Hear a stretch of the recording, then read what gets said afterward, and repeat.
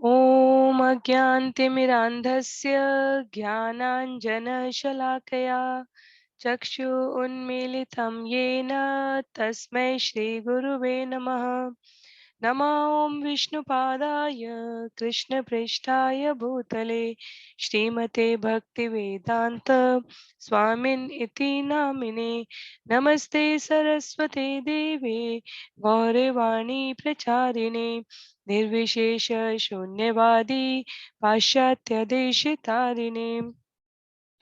जय श्री कृष्ण चैतन्य प्रभु नित्यानंद श्री अद्वैत गदाधर श्रीवासादि गौर भक्तवृंद। हरे कृष्ण कृष्ण कृष्ण हरे हरे, हरे राम राम राम हरे हरे। हरे कृष्ण कृष्ण कृष्ण हरे हरे, हरे राम राम राम हरे हरे। हरे कृष्ण कृष्ण कृष्ण हरे हरे, हरे राम राम राम हरे हरे। हरे कृष्णा। आप सभी को दंडवत प्रणाम। श्रील प्रभुपाद लीलामृत के इन सत्रों में आप सभी का स्वागत है। हम सभी श्री सतस्वरूप दास गोस्वामी जी द्वारा लिखित बहुत ही सुंदर पुस्तक श्रील प्रभुपाद लीलामृत के द्वितीय भाग के आज 52वें प्रकरण 52nd चैप्टर पर श्रवण और पठन करने का प्रयास करेंगे।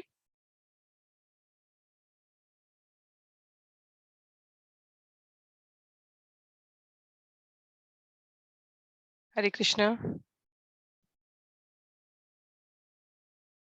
52nd चैप्टर का श्रवण और पठन करने का प्रयास करेंगे। 52वें प्रकरण का नाम है मैंने अपने हिस्से का कार्य पूरा कर दिया है। श्रील प्रभुपाद अपने गुरु महाराज के द्वारा दिए गए एकनिष्ठ ध्येय एकनिष्ठ आकांक्षा की अंतर्राष्ट्रीय कृष्ण भावनामृत संघ जैसा कोई संगठन नगर नगर गांव गांव में चैतन्य महाप्रभु द्वारा की गई भविष्यवाणी को सार्थक करे, इसको अपने हृदय में धारण करते हैं और अपने जीवन का समस्त प्रयोजन उसमें ही साध देते हैं। तो आरंभ करते हैं। जिनके पास पुस्तक है उनसे अनुरोध है पुस्तक का प्रयोग करेंगे, अन्य सभी यहाँ से ध्यानपूर्वक देखते हुए श्रवण कर सकते हैं। प्रकरण 52 मैंने अपने हिस्से का कार्य पूरा कर दिया है। ऋषिकेश में पहला सप्ताह स्वर्गिक आनंद से पूर्ण था। मौसम ठीक रहा और ऐसा लगा कि प्रभुपाद भोजन करने लगेंगे और स्वास्थ्य लाभ कर लेंगे। किंतु 8वीं रात एक भीषण तूफान आया और इस तूफान के साथ प्रभुपाद के स्वास्थ्य में गहरी गिरावट आई। वे कहने लगे कि उनका अंत निकट है, अतः यदि कृष्ण की इच्छा है कि शीघ्र ही इस संसार से विदा लूं तो मुझे तुरंत वृंदावन ले जाया जाए। ऋषिगण में भक्तगण अत्यंत प्रफुल्लित थे और श्रील प्रभुपाद भी उसी तरह थे। नाव से गंगा नदी पार करते हुए प्रभुपाद ने आग्रह किया कि बीच नदी से उनके लिए पीने का पानी लाया जाए। उन्हें मेजबान द्वारा प्रदत्त विश्रामालय पसंद आया था और वे अपने शिष्यों को भोजन बनाना सिखाने के लिए रसोई घर तक में पहुंच गए थे।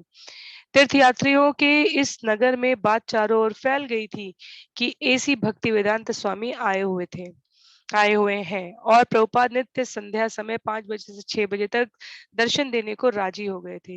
इस बीच उनके कमरे में हमेशा भीड़ लगी रहती। 40-50 व्यक्ति वहां सदैव रहते, जिनमें पश्चिमी हिप्पी स्वार्थ साधक और तीर्थ यात्रा या अवकाश पर आए भारतीय भी सम्मिलित होते। यद्यपि श्रील प्रभुपाद की वाणी अत्यंत क्षीण हो चुकी थी, किंतु वे बलपूर्वक भगवत गीता यथारूप पर जोर देकर बोलते थे। जब एक अमेरिकी हिप्पी ने उनसे संदेहपूर्ण स्वर में कोई प्रश्न पूछा था तो प्रभुपाद ने उत्तर दिया, तुम समझ नहीं पाओगे क्योंकि तुम सन की हो।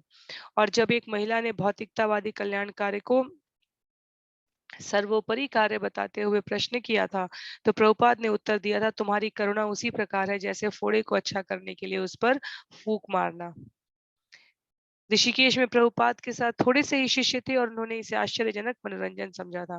प्रभुपाद न केवल भोजन बनाने के बारे में निर्देश देते थे वरन भोजन बनाते समय कहानियां भी सुनाते थे। उन्होंने बताया कि केवल आलसी आदमी भोजन नहीं बना सकता और उन्होंने दृष्टांत स्वरूप एक बंगाली कहानी सुनाई, एक आलसी व्यक्ति की कहानी। एक राजा था जिसने घोषित किया कि उसके राज्य के सारे आलसी व्यक्ति धर्मशाला में आ जाएं जहां उन्हें भोजन दिया जाएगा। अतः अनेक लोग यह दावा करके आ गए कि मैं आलसी व्यक्ति हूँ। तब राजा ने अपने मंत्री से कहा कि धर्मशाला में आग लगा दी जाए। केवल 2 व्यक्तियों को छोड़कर बाकी लोग जलती हुई धर्मशाला में से भाग आए। उन दोनों में से एक ने कहा, आग के कारण मेरी पीठ जल रही है, और दूसरे ने सलाह दिया, दूसरी ओर पलट जाओ। तब राजा ने कहा, ये दोनों सचमुच आलसी हैं, इन्हें खाना दिया जाए। किंतु 15 मई की शाम को श्रील प्रभुपाद ना तो सो सके, ना अनुवाद लिखाने का कार्य ही कर सके। अचानक तूफान, जो मानसून का अग्रदूत था, आया और उसने ऋषिकेश में बिजली की सारी व्यवस्था उखाड़ फेंकी। चूंकि पंखे नहीं चल रहे थे और हवा के कारण खिड़कियां बंद करनी पड़ी थी, इसलिए कमरा अत्यंत गर्म हो उठा। प्रातः 5 बजे प्रभुपाद ने तमाल कृष्ण गोस्वामी को बुलाया और कहा कि उन्हें बहुत कमजोरी लग रही है। तमाल कृष्ण ने 1 घंटे तक प्रभुपाद की मालिश की। सूर्योदय होने पर भी तूफानी हवा चलती और रेत उड़ती रही। यह तूफान और बिजली का अवरोध अगली रात तक भी चलता रहा। तमाल कृष्ण ने प्रभुपाद के हाथों और पैरों में सूजन के बारे में पूछा, तो वे चिढ़कर बोले, तुम्हें क्यों चिंता हो रही है? ये शरीर मेरा है और मुझे कोई चिंता नहीं है। किंतु वे फिर बोले, भौतिक दृष्टि से यह ठीक नहीं। कृपया इस पर विचार करें कि जीबीसी को सब कुछ किस तरह सौंपा जाए जिससे मेरी अनुपस्थिति में सारा कार्य चलता रहे। तुम वसीयतनामा तैयार करो और मैं उस पर हस्ताक्षर कर दूंगा। अब वे निश्चयात्मक स्वर में ऐसी चीजों के बारे में बात कर रहे थे जिनके विषय में पहले वे केवल संकेत करते थे। अचानक 1:30 बजे प्रातः प्रभुपाद ने घंटी बजाई और तमाल कृष्ण तथा शीर चोर गोपीनाथ दौड़ पड़े। मसहरी के भीतर से उन्होंने कहा, जैसा कि मैं तुम लोगों से कह रहा था, लक्षण अच्छे नहीं हैं। मैं तुरंत वृंदावन के लिए प्रस्थान करना चाहता हूँ। उन्होंने कहा कि यदि उनके मरने का समय आ ही गया था तो इसे वृंदावन में होने दिया जाए। चूंकि वे तुरंत चलना चाहते थे, इसलिए भक्तगण रात भर जागकर उनका सामान बांधते रहे और चलने की तैयारी करते रहे। रेलगाड़ी में आरक्षण उपलब्ध न था, अतः उन्होंने कार से जाने का निश्चय किया। श्रील प्रभुपाद छोटी सी एम्बेसडर कार की पिछली सीट पर बैठे थे। कभी कभी वे सीट पर पांव फैला देते थे। उपेंद्र उनके चरणों में फर्श पर बैठा था। तमाल कृष्ण सामने की सीट पर दामोदर पंडित की बगल में बैठा था। दामोदर पंडित अनुभवी ड्राइवर था और वह कार बहुत तेजी से किंतु अत्यंत सावधानी से चला रहा था। वह प्रायः पीछे का दृश्य दिखाने वाले शीशे में ताक लेता था और उससे प्रभुपाद की सावधान दृष्टि उसे दिखाई दे जाती थी। एक स्थान पर जब प्रभुपाद ने एक व्यक्ति को खीरे बेचते देखा तो उन्होंने दामोदर से कार रोकने को कहा। वे बोले कि प्यास बुझाने के लिए खीरे अच्छे होते हैं। 4.5 घंटे के बाद वे दिल्ली पहुंचे और लाजपत नगर में इस्कॉन केंद्र पर रुके। गर्मी बहुत थी। भक्तों ने छत पर पानी का छिड़काव किया और श्री प्रभुपाद ने एक खाट पर विश्राम किया। अगले दिन सवेरे 5 बजे वे वृंदावन जाने के लिए तैयार हो गए। दिल्ली मंदिर में भक्तों ने प्रभुपाद को एक बड़ी प्लेट में अर्चा विग्रह का प्रसाद परोसा, किंतु उन्होंने केवल कुछ ही कौर खाए। उन्होंने कहा, खाना पीना समाप्त हो गया। मैंने कृष्ण से प्रार्थना की कि मुझे खाने और सोने से मुक्ति दें, और अब वही हो रहा है। मैं यौन क्रिया और प्रतिरक्षात्मक क्रिया कभी का छोड़ चुका हूँ। अब ये सारे भौतिक कार्यकलाप समाप्त हो गए हैं। जब वे नगर से बाहर निकलकर देहाती क्षेत्र में पहुंचे तो तमाल कृष्ण ने देखा कि श्री प्रभुपाद अधिक शांति का अनुभव करने लगे हैं। तमाल कृष्ण बोला, वृंदावन जाते हुए आप बहुत प्रसन्न लग रहे हैं। प्रभुपाद ने उत्तर दिया, हाँ, वृंदावन मेरा घर है और बंबई मेरा कार्यालय है। वे ज्यों ही दिल्ली आगरा सड़क से मुड़े, श्रील प्रभुपाद ने पत्थर पर भक्ति वेदांत स्वामी मार्ग लिखा पहली बार देखा। शीघ्र ही उनकी भेंट गुणार्णव से हुई, जो मोटरसाइकिल पर प्रतीक्षा कर रहा था और जो प्रसन्नतापूर्वक तेजी से आगे बढ़ गया। कृष्ण बलराम मंदिर के भक्तों को सूचित करने के लिए कि श्रील प्रभुपाद आ रहे हैं। मंदिर द्वार पर गुरुकुल के सभी बालकों सहित एक विशाल कीर्तन मंडली कीर्तन और नृत्य से प्रभुपाद का स्वागत करने के लिए एकत्रित हुई थी। 4 भक्त प्रभुपाद को डोली में मंदिर के बड़े कक्ष में ले गए, जहां उन्होंने भगवान कृष्ण और भगवान बलराम को प्रणाम किया। श्री प्रभुपाद के सम्मान में आरती संपन्न होने के बाद प्रभुपाद ने संक्षेप में एकत्रित भक्तों को संबोधित किया। उन्होंने कहा, यदि मेरी मृत्यु होती है तो यही होने दो। उनका मनोभाव देखकर और उनको इस प्रकार के अप्रत्याशित शब्दों में बोलते सुनकर कमरे में कुछ भक्त रोने लगे। उन्होंने आगे कहा, अब कहने के लिए कुछ भी नया नहीं है। मुझे जो कुछ कहना था मैंने अपनी पुस्तकों में कह दिया है। अब उसे समझने का प्रयत्न करो और प्रयास जारी रखो। मैं रहूं या ना रहूं, इससे कोई अंतर नहीं पड़ता। जिस प्रकार कृष्ण शाश्वत रह रहे हैं, उसी प्रकार यह जीव भी शाश्वत रहता है।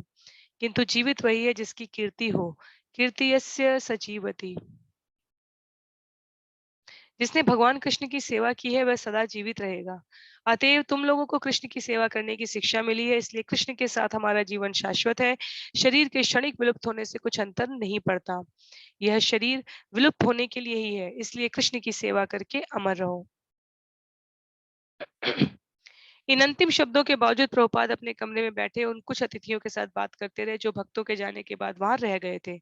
उनमें एक अवकाश प्राप्त गृहस्थ श्रीमान बोस थे, जिन्होंने प्रभुपाद से पूछा कि वे कृष्ण बलराम मंदिर में अब अकेले कैसे रह रहे थे। प्रभुपाद ने कहा, आप इस तरह के जीवन से सामंजस्य नहीं बैठा सकते। किंतु जब श्रीमान बोस ने अपना दृढ़ निश्चय दोहराया तो प्रभुपाद ने कहा, आपका परिवार बहुत अच्छा है, इसलिए आप आशा कर सकते हैं। श्रील प्रभुपाद ने ऋषिकेश में अपने कुछ कार्यकलापों का वर्णन किया और उन्होंने बताया कि किस तरह उनका आंदोलन विश्वव्यापी स्तर पर शक्तिशाली होता जा रहा था और किस तरह न्यूयॉर्क के जज ने उनके आंदोलन के अनुकूल निर्णय दिया था। थोड़ी देर के बाद वार्तालाप भूतों की ओर मुड़ा और प्रभुपाद ने कलकत्ता में लोकनाथ मल्लिक के भूताविष्ट घर के बारे में बताया। प्रभुपाद ने लखनऊ में भी एक भूताविष्ट घर किराए पर लिया था। उन्होंने कहा, मैं भूतों से नहीं डरता, मैं भूतों से प्रभावित न होने वाला हूँ। इंग्लैंड में अनेक भूत हैं, वे सामान्यतया दुष्ट होते हैं और कभी-कभी वे लोगों को मार भी डालते हैं। कभी-कभी उन्हें किसी शौचालय में घुसते देखा जाता है या वे किसी खंबे पर भी बैठे होते हैं। पिंडदान करके लोग अपने पूर्वजों को भूतों से मुक्त कराते हैं। मायापुर में कभी मुसलमान भूत हुआ करते थे, किंतु अब नहीं है। हमारे हरे कृष्ण कीर्तन से भूत भाग जाते हैं। प्रभुपाद ने एक नियमित कार्यक्रम आरंभ किया। सवेरे वे कार में बैठकर भक्ति वेदांत मार्ग पर कुछ दूर जाते थे। उनके लिए कार की सवारी भी कठिन थी, किंतु सवेरे की हवा दिन की गर्मी की अपेक्षा ठंडी और ताजा होती थी और नीम के वृक्षों और झाड़ियों से दोनों ओर घिरी सड़क अच्छी लगती थी। हर दिन सवेरे वापस आकर वे श्रद्धा और प्रेम के साथ कृष्ण और बलराम का दर्शन करते थे। तब वे अपने मुख्य कमरे में बैठते और विश्राम करते थे और बाद में ऊपर जाते थे, जहां उनके कमरे के बाहर बरामदे में एक मेज और कुर्सी तथा एक बिस्तर उनके लिए लगा होता था। यहाँ भी भक्तों ने ठंडा करने के लिए फर्श पर पानी छिड़क दिया होता था। उनके नीचे के कमरे में वातानुकूल यंत्र लगा था। श्रील प्रभुपाद की रुचि अभी प्रबंध के कार्यों में लिप्त बने रहने की थी और उन्होंने अपने सचिव को विभिन्न इस्कॉन केंद्रों के कार्यकलापों के बारे में रिपोर्ट देने को कहा। उन्होंने कहा, तुम मेरी आंखें हो। किंतु बम्बई परियोजना के अधूरे रहने का विचार उन्हें बहुत परेशान करता था। उन्होंने तमाल कृष्ण से कहा, अब तक जो कुछ हुआ है उसके लिए मैंने परिश्रम किया है। अब यदि अर्चा विग्रहों की विधिवत स्थापना मेरी उपस्थिति में ना हुई तो मेरे लिए यह एक गहरा आघात होगा। किंतु इस्कॉन का प्रबंध बड़ी परेशानी का काम था और प्रभुपाद ने तमाल कृष्ण से कहा, आप प्रबंध कार्यों से मुझे पूर्णतया मुक्त कीजिए। तमाल कृष्ण ने उल्लेख किया कि प्रभुपाद कभी-कभी क्रुद्ध हो उठते थे यदि इस्कॉन प्रबंध के संबंध में उन्हें नहीं बताया जाता था, किंतु वे यह भी कहते थे कि अच्छा हो उन्हें कोई सूचना न दी जाए। उन्होंने कहा, मान लो मैं मर गया। तमाल कृष्ण ने उनकी इस टिप्पणी का यह अर्थ लगाया कि इस्कॉन के प्रबंधकों को अपनी समस्याओं का ऐसा समाधान करना चाहिए मानो अब प्रभुपाद नहीं है। उन लोगों को उन्हें मुक्त कर देना चाहिए ताकि वे कृष्ण और बलराम का चिंतन कर सके। और प्रभुपाद ने पुष्टि की कि यही विचार ठीक था। उन्होंने कहा, मुझे ऐसा अवसर दीजिए। वृंदावन में एक दिन रहने के बाद प्रभुपाद ने लिखा, मैं ऋषिकेश में इस आशा में ठहरा था कि मेरा स्वास्थ्य सुधरेगा, किंतु उल्टे मैं अधिक कमजोर हो गया हूँ। अब मैं अपने घर वृंदावन वापस आ गया हूँ। यदि कुछ अशुभ घटता है तो कम से कम मैं वृंदावन में तो हूँ। श्रील प्रभुपाद ने तमाल कृष्ण को बुलाया और कहा, दो बातें हैं, जीवित रहने का प्रयास करना और मरने की तैयारी। यह श्रेयस्कर होगा कि खराब बात के लिए तैयारी की जाए। ऐसी व्यवस्था करो कि मेरे साथ 3 या 4 व्यक्ति हमेशा रहें। सारा समय कीर्तन करो और भागवत पढ़ो। अब मैं थोड़ा भोजन लेने का प्रयत्न कर रहा हूँ। परीक्षित महाराज तो जल भी ग्रहण नहीं करते थे। श्रील प्रभुपाद के मनोभाव को देखकर तमाल कृष्ण ने एक वसीयत की आवश्यकता का उल्लेख किया और प्रभुपाद सहमत हो गए। उन्होंने कहा, वसीयत तो सीधी सी चीज है। वे जो कुछ कहेंगे उस पर कई व्यक्ति साक्षियों के रूप में हस्ताक्षर कर देंगे। उन्होंने स्मरण किया कि किस प्रकार उनके गुरु महाराज ने हार्निया के ऑपरेशन के ठीक पहले एक सीधी सी वसीयत सादे कागज के टुकड़े पर की थी। यद्यपि उनका वह ऑपरेशन कभी नहीं हुआ, किंतु वर्षों बाद उसी वसीयत को न्यायालय में प्रस्तुत किया गया और उनके कुछ शिष्यों के षड्यंत्रों के विरुद्ध उसे साक्षी के रूप में स्वीकार किया गया। प्रभुपाद ने कहा, वे मूल स्थापक थे, अतः उन्होंने जो वसीयत की थी उसे स्वीकार कर लिया गया। जब तमाल कृष्ण ने पूछा कि प्रभुपाद के गुरु महाराज ने ऑपरेशन क्यों नहीं कराया, तो प्रभुपाद ने उत्तर दिया, प्रत्येक व्यक्ति का अपना मनोभाव होता है। वे सोचते थे कि ऑपरेशन कराए जाने की स्थिति में ऐसा लगेगा उन्हें मारने के लिए डॉक्टर को धन दिया गया था।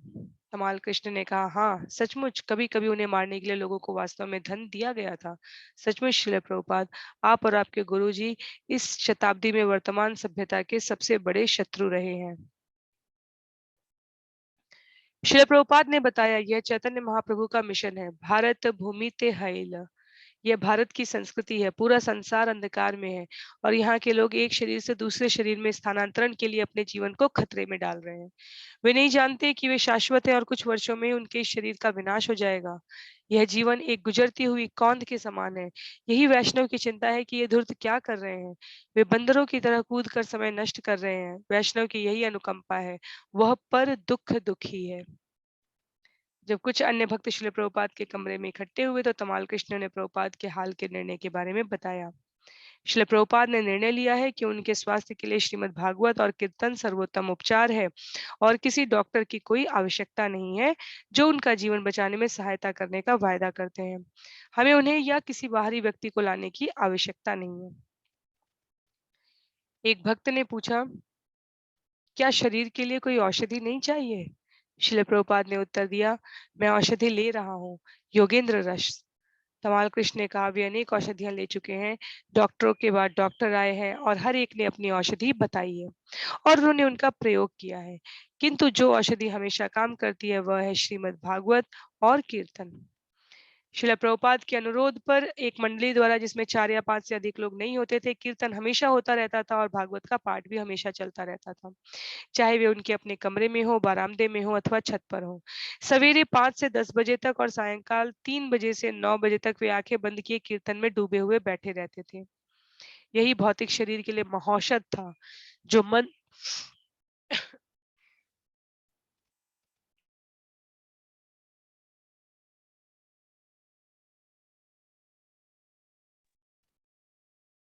जो मन और कानों को सुख पहुंचाता था।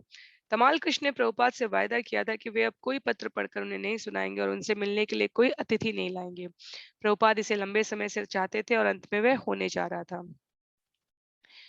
वसीयत का लिखा जाना इस मनोभाव के साथ नहीं था कि प्रभुपाद का अंत आ गया था, अपितु सबसे खराब स्थिति के लिए तैयारी के मनोभाव से था। इसका प्रयोजन यह भी था कि जो काम जरूरी थे उन्हें कर लिया जाए ताकि अंतिम समय में उन्हें ना करना पड़े। प्रभुपाद को इस बात की चिंता थी कि उनका आंदोलन ठीक से चलता रहे, सारी इस्कॉन संपत्ति प्रतिष्ठान के भीतर उनके शिष्यों के हाथ में रहे और उनके सारे आदेश भविष्य के लिए सुस्पष्ट हो जाए। इन सभी बातों को वसीयत में अब अंकित कर दिया जाए और जीबीसी के सभी लोग इन अंतिम व्यवस्थाओं को देखने और प्रभुपाद के साथ होने के लिए वृंदावन में एकत्र हो जाए। एक बार इन सारी बातों के सुनिश्चित हो जाने पर प्रभुपाद चिंता रहित होकर अपनी पुस्तकें लिखने को स्वतंत्र हो जाएंगे।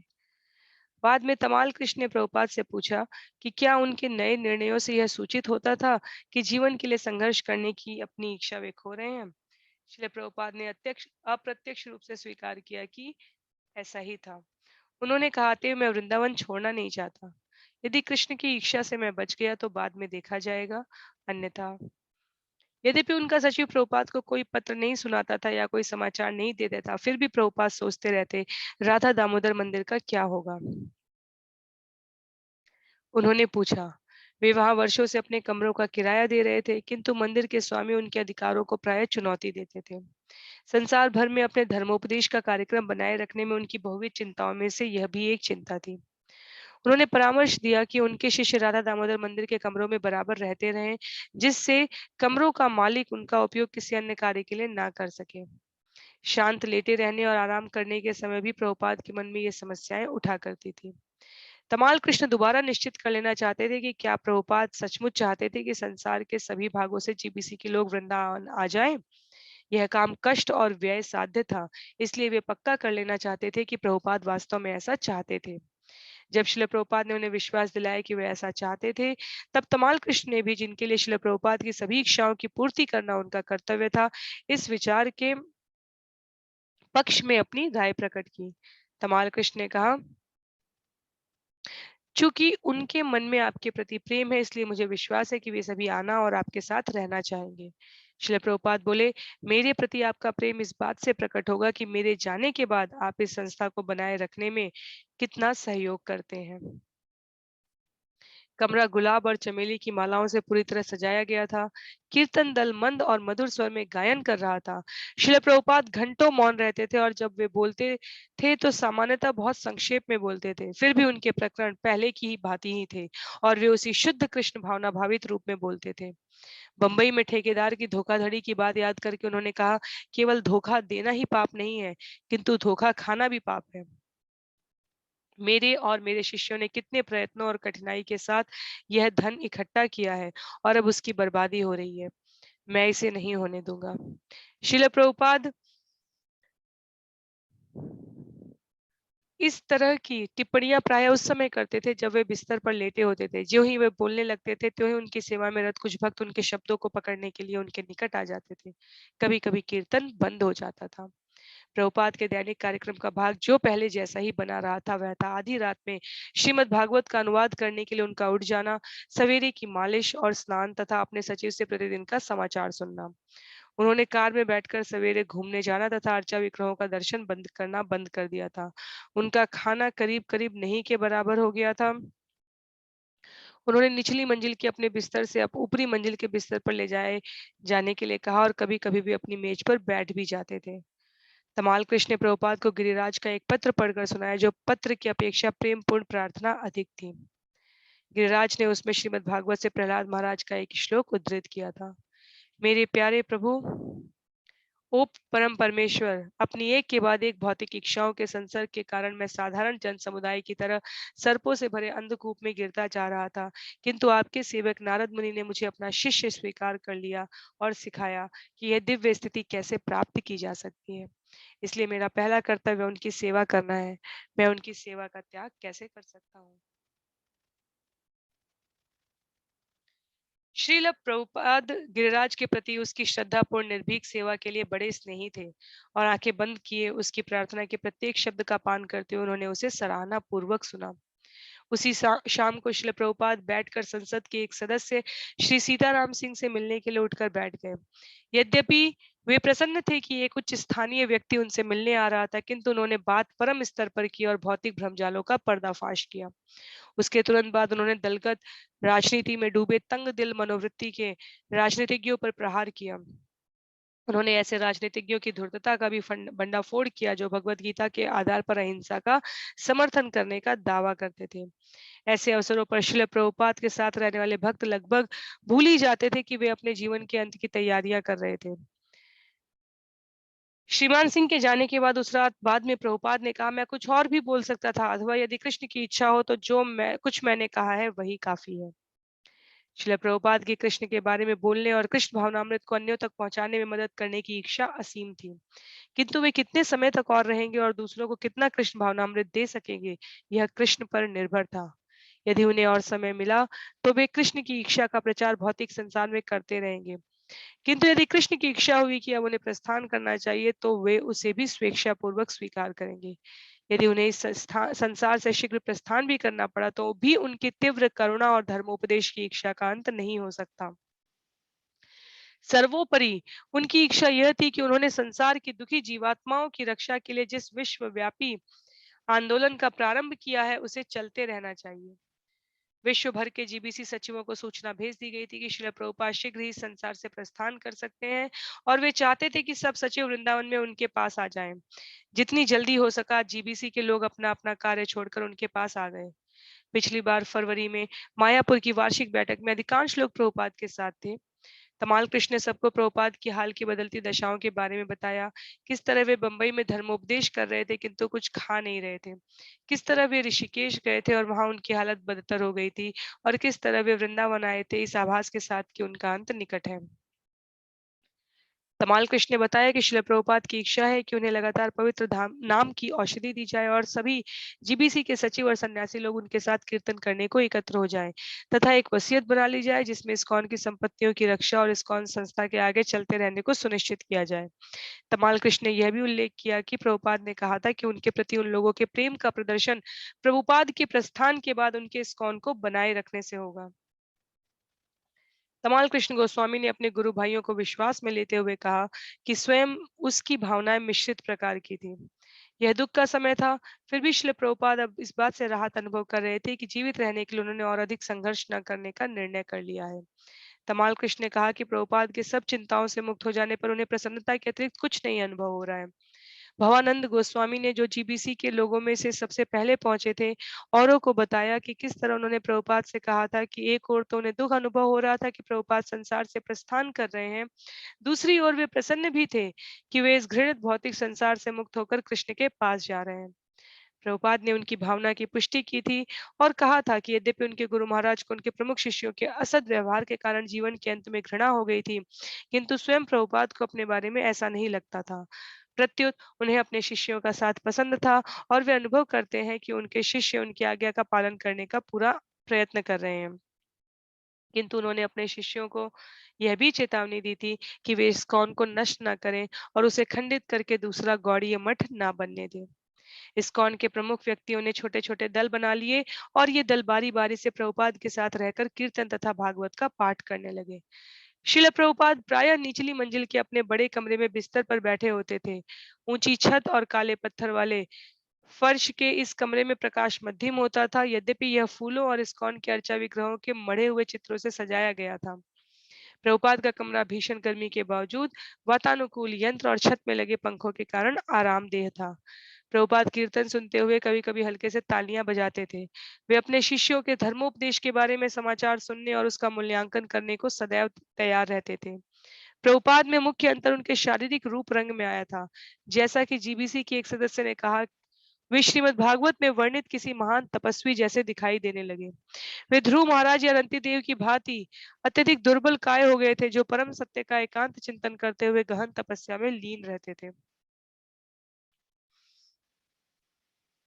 श्रील प्रभुपाद कीर्तन या श्रीमद् भागवत सुनते हुए कभी बिस्तर पर बैठ जाते थे और कभी लेट जाते थे। अब वे सदैव चिंताकुल शिष्यों से घिरे रहते थे और पहले की अपेक्षा अधिक प्रसन्न लगते थे। कुछ शिष्य जो वृंदावन में सभी जीबीसी सचिवों के पहुंचने से पहले प्रभुपाद के साथ रह रहे थे, देख सकते थे कि वे अधिक उत्साहित दिखाई देने लगे थे। कदाचित एकनिष्ठ शिष्यों की प्रार्थना के फलस्वरूप यह नाटकीय परिवर्तन आ गया था। भवानंद गोस्वामी और जयप्रताप स्वामी श्रील प्रभुपाद की प्रिय मायापुर परियोजना की रिपोर्ट ले आए। भवानंद ने बताया कि वहां का मंदिर दिव्य कार्यकलापों से गूंज रहा था और गुरुकुल के बालक सड़क बुहारते समय भी हरे कृष्ण जपते रहते थे। श्रील प्रभुपाद के लिए एक नए आवास पर कार्य आरंभ होने ही वाला था। वह आवास फव्वारों, एक खुली छत और एक विशाल सरोवर से घिरा होगा। श्री प्रभुपाद ने पूछा, क्या यह अभी आरंभ नहीं हुआ है? जयप्रताप स्वामी ने बताया कि नक्शा बन गया है और वास्तुविदों का कहना है कि उसमें कोई अड़चन नहीं होगी। वे वर्षा के मौसम में भी निर्माण कार्य कर सकते हैं। तमाल कृष्ण ने श्री प्रभुपाद की ओर से पूछा, इसमें कितना समय लगेगा? 6 महीने। तमाल कृष्ण ने कहा, श्री प्रभुपाद, मेरा विचार है कि आप अपने भक्तों के प्रेम द्वारा इस लोक में बंधे हैं। श्री प्रभुपाद ने गंभीर स्वर में कहा, ठीक है। यद्यपि ठीक है कहकर प्रभुपाद ने अपने जीने की दृढ़ इच्छा व्यक्त की थी, किंतु उन्होंने भवानंद से कहा, जीवन की कोई आशा नहीं है, इसलिए मैंने जीबीसी के सदस्यों को बुलाया है। यदि मैं वृंदावन में मर सकूं,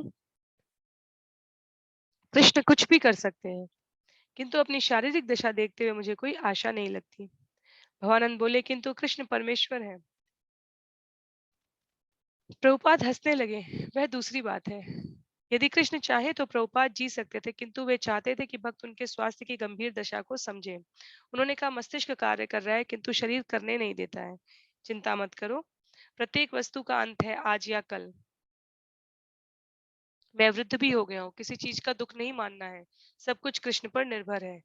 विश्वस्त कराने की भंगिमा त्याग कर एक निस्सहाय विद्यार्थी के रूप में भवानंद ने पूछा, हम क्या कर सकते हैं श्रील प्रभुपाद? प्रभुपाद ने उत्तर दिया, कृष्ण की प्रार्थना कर सकते हो। कृष्ण सर्वशक्तिमान है और सबसे जरूरी बातों में एक यह है कि मेरे जाने के बाद मायापुर को नष्ट न होने देना, उसे बनाए रखना।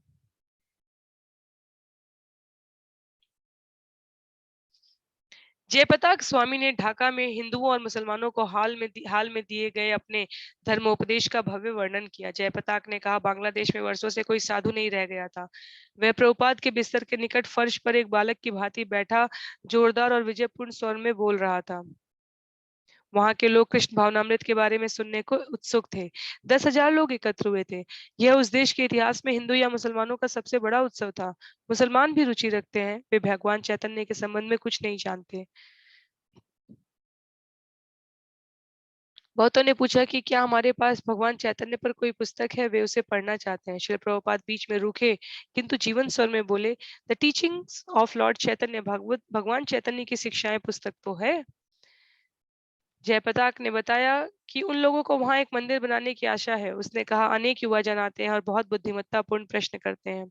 वे हमारे अर्चा विग्रह उपासना के बारे में प्रश्न पूछते हैं, हमारे गुरु महाराज के बारे में और हरि नाम के बारे में। सभी प्रश्न बुद्धिमत्तापूर्ण होते हैं। वहाँ से आइए कि कोई अफ़वाह नहीं है। हमारे बारे में कोई खराब बातें नहीं होती, कोई ईर्ष्या नहीं है, और क्योंकि वे कुछ उत्पीड़ित हैं, इसलिए कृष्ण में विश्वास करने के बारे में उन्हें सदैव चुनौतियाँ दी जाती हैं। इसी कारण वे सब कुछ जानने समझने के लिए उत्सुक हैं।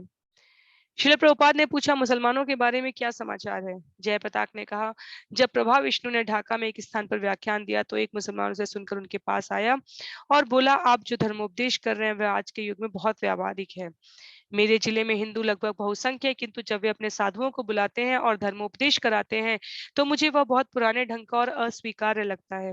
किंतु आपका धर्मोपदेश उत्साहित करने वाला है, इसलिए उसने एक कार्यक्रम की व्यवस्था की। अंततः मैं जितने मुसलमानों से मिला उन सब की उसमें रुचि लगी, क्योंकि हमने उनके सामने वे चीज रखी जो उन्हें स्वीकार्य थी। वे कहते हैं, आप हिंदू हैं? हम कहते हैं, नहीं, हम वैष्णव हैं। वैष्णव का अर्थ यह है कि हम केवल एक विषय में विश्वास रखते हैं, उसके बराबर दूसरा कोई नहीं है। आप भी तो इसी चीज में विश्वास करते हैं। प्रभुपाद ने कहा, यह सत्य है। असमौर्ध्व ईश्वर के समान या इस उससे बड़ा कोई नहीं हो सकता। जयप्रताप स्वामी ने कहा, अनेक हिंदू और मुसलमान युवक हमारे संघ में आएंगे, मुझे विश्वास है। किंतु इस समय हम अपने संघ का पंजीयन करा रहे हैं और अपना स्थान पा रहे हैं। प्रभुपाद ने पूछा, तुम्हें अभी वह मिला नहीं? स्थान को प्राप्त करो और संघ का पंजीयन कराओ। प्रभुपाद ने आगे कहा कि जयप्रताप को सब कुछ बहुत मन लगाकर करना चाहिए। उन्होंने समर्थन देते हुए कहा, यह बढ़ता जा रहा है। जब रामेश्वर स्वामी कीर्तन के लिए कमरे में आया तो वह श्रील प्रभुपाद के लिए कृष्ण पर तीनों पुस्तकों के नए संस्करण ले आया और उसने बताया कि विभिन्न पुस्तकों की बिक्री किस तरह चल रही थी।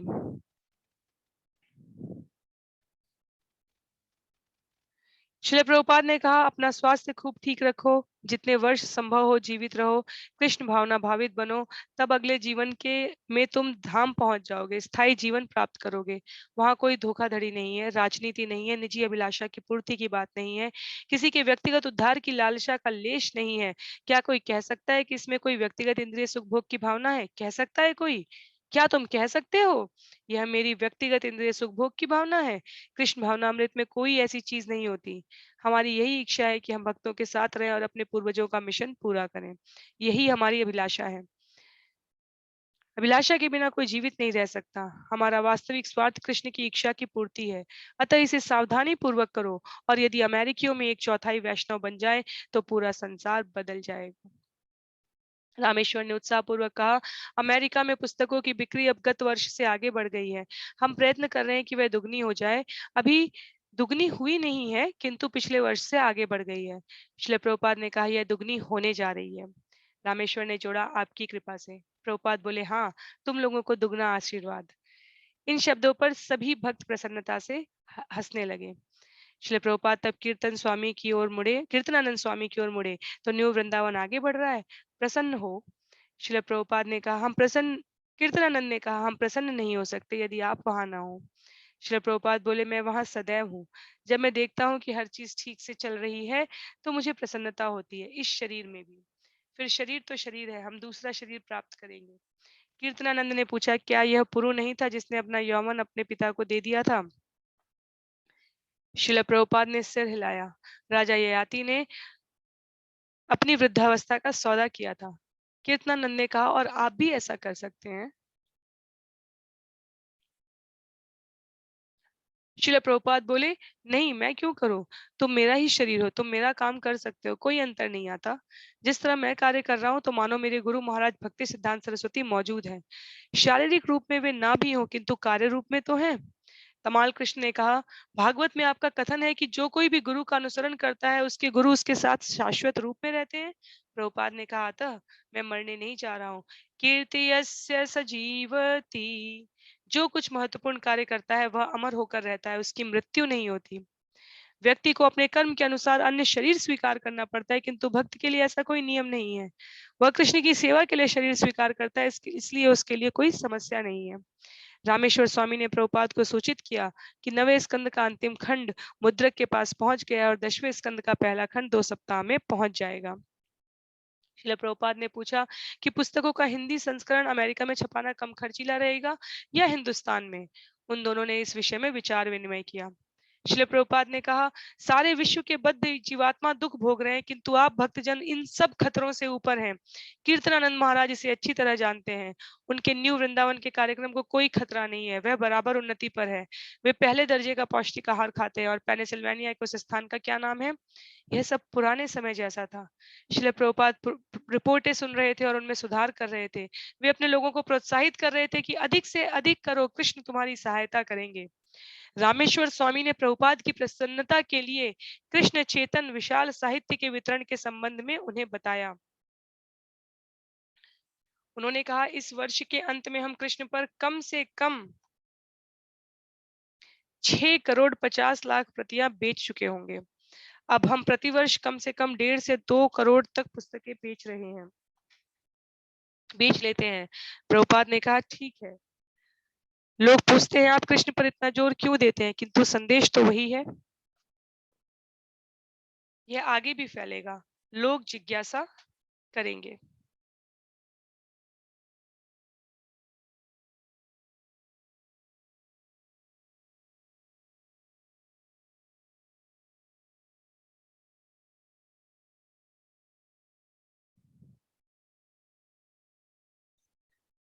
श्रील प्रभुपाद बात करते जा रहे थे, किंतु बीच बीच में अपनी वर्तमान दशा पर भी वे सोचने लगते थे। उन्होंने पूछा, समस्या क्या है? हम कृष्ण के बारे में बात कर रहे हैं, यदि अचानक मैं लुढ़क जाऊं तो समस्या क्या है?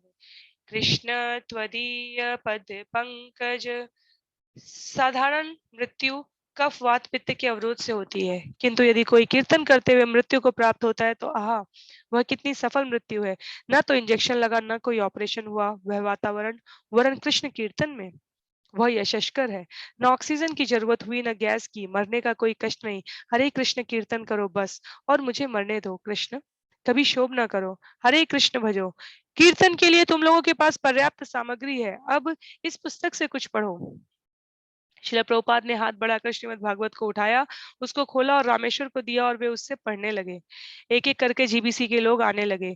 अत्रेय ऋषि ईरान से दाढ़ी और चकोतरे लाए थे और वहां के इस्कॉन अल्पाहार गृह के बारे में शुभ संदेश लाए। श्रील प्रभुपाद ने गहरी रुचि के साथ अत्रेय ऋषि की रिपोर्ट को सुना और तब कुछ देर तक वे मध्य पूर्व क्षेत्र के संबंध में बोलते रहे कि वहां कृष्ण भावनामृत को प्रस्तुत करने का सर्वोत्तम ढंग क्या है। कीर्तनानंद स्वामी न्यू वृंदावन से दूध से बनी चीजें लाए थे और एक सन्यासी थाईलैंड से फल और फूल लाया था।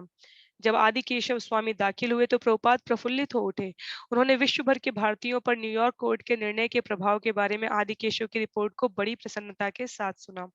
जब स्वरूप दामोदर पहुंचे तो उन्होंने प्रभुपाद को 3 पुस्तिकाओं की पांडुलिपियां दिखाई, जिनमें वैज्ञानिक और गणितीय आधार पर सिद्ध किया गया कि कृष्ण भावनामृत ही चरम सत्य है। प्रत्येक रिपोर्ट और अभिवादन के बाद प्रभुपाद यही कहते कि कीर्तन चालू रहे, और जब मंद स्वर में भक्त मंद स्वर में लगातार हरे कृष्ण कीर्तन करते रहते, उस समय प्रभुपाद शांत मौन बैठे रहते। हरे कृष्णा कृष्ण कृष्ण हरे हरे, हरे राम हरे राम, राम राम हरे हरे। केवल अत्यंत छोटे आकार का एक जोड़ा करताल कोमल आनंदप्रद आवाज पैदा करता रहता। कीर्तनियों की आवाजें भी अत्यंत मंद होती, किंतु उनकी चित्त वृत्तियां श्रील प्रभुपाद के प्रति भक्ति में डूबी होती। उन्हें केवल एक ही चिंता रहती कि प्रभुपाद बिना किसी व्यवधान के महामंत्र सुन सकें। इस संस्कृत वाक्यांश में श्रील प्रभुपाद अपने उस प्रिय श्लोक के एक अंश का स्मरण कर रहे हैं जो महाराज कुलशेखर कृत मुकुंद माला स्त्रोत में संकलित है। लेखक प्रार्थना कर रहा है कि उसका मन कृष्ण के चरण कमलों में केंद्रित हो और उसी दशा में उसके प्राण विसर्जित हो। अपेक्षा ऐसी मृत्यु के प्राप्त होने से जब शारीरिक दशा बिगड़ गई हो और मन कृष्ण के चरण कमलों से विलग भाग रहा हो। वे भक्त जो भक्त इस तरह कीर्तन में लगे थे, वे स्वयं भी प्रभुपाद से गहरे सत्संग की अनुभूति कर रहे थे। वे समझ रहे थे कि यह एक महत्वपूर्ण संबंध था जब वे श्रील प्रभुपाद की उपस्थिति में हरे कृष्ण और जय श्री कृष्ण चैतन्य जप रहे थे और श्रीमद् भागवत से पढ़कर उन्हें सुना रहे थे। श्रील प्रभुपाद दिव्य ध्वनि सुनना चाहते थे और साथ ही शिष्यों को सिखा भी रहे थे। उनके महाप्रस्थान के बाद हरे कृष्ण मंत्र और भागवत के महत्व का गहरा प्रभाव शिष्यों पर बना रहेगा और वे अन्यों को करुणा का दान करते रहेंगे। वे उन्हें सिखा रहे थे कि शुद्ध भक्त कैसे बना जाता है। वे उनसे साधारण रीति से कीर्तन करवाकर और बिना तर्क वितर्क के अपनी पुस्तकों से पढ़वाकर उनका साथ दे रहे थे, जिससे बाद में कृष्ण भावनामृत का उपदेश करते समय वे उन्हें याद रख सके। जब वे साधारण रीति से कीर्तन करते होंगे और बिना तर्क वितर्क के धर्मोपदेश करते होंगे, उस समय प्रभुपाद सदा उनके साथ होंगे। उनका महाप्रस्थान अभी हो या बाद में, वे अपने शिष्यों को तैयार कर रहे थे। कभी कभी कीर्तन के बीच श्रील प्रभुपाद अपनी निशब्द भावनाओं को भी भक्तों तक प्रेषित करते थे। वे किसी भक्त पर दृष्टि भर डाल देते थे, जिससे वह भक्त अपने में प्रेम पूर्ण संवेग और अनुभूति की बाढ़ सी अनुभव करने लगता था। उसकी समझ में अकस्मात और अच्छी तरह आ जाता था कि प्रभुपाद कितने शुद्ध और करुणामय थे। और हो सकता है कि भक्त को इसका भी स्मरण हुआ है कि किस तरह श्रील प्रभुपाद आए थे और उसे कृष्ण भावनामृत में पहुंचाकर उन्होंने उसकी रक्षा की थी। इस प्रकार जीबीसी के लोग कीर्तन करते और शुद्ध बनते हुए अपने आप को पुनः समर्पित कर रहे थे, इस आशा में कि कृष्ण उन्हें उन्हें समर्पित जीवात्माओं के रूप में स्वीकार कर लेंगे। उनकी प्रार्थना थी कृष्ण उन्हें आशीर्वाद दें और जो कुछ भी घटे उन्हें उसके योग्य बनाए। एक अवसर पर प्रभुपाद बोले, मुझे छोड़ो मत। तमाल कृष्ण ने पूछा, क्या आप पहले से बेहतर अनुभव कर रहे हैं? हाँ, मैं पहले से अच्छा हूँ। यही औसत देते रहिए।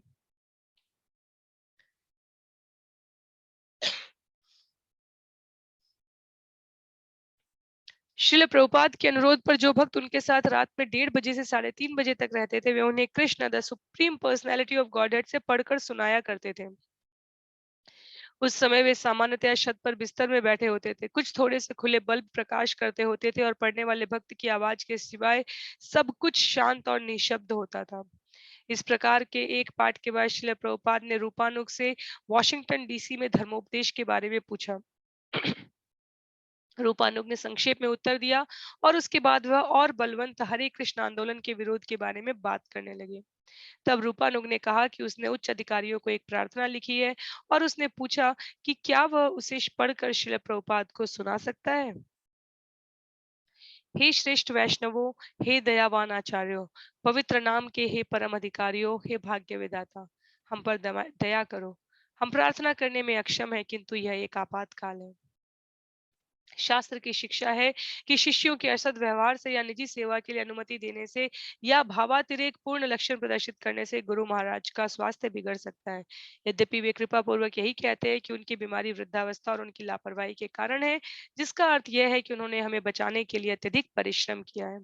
किंतु हम आचार्यों के मन के विषय में तर्क वितर्क नहीं करते। कृपया हमारी प्रार्थना सुने।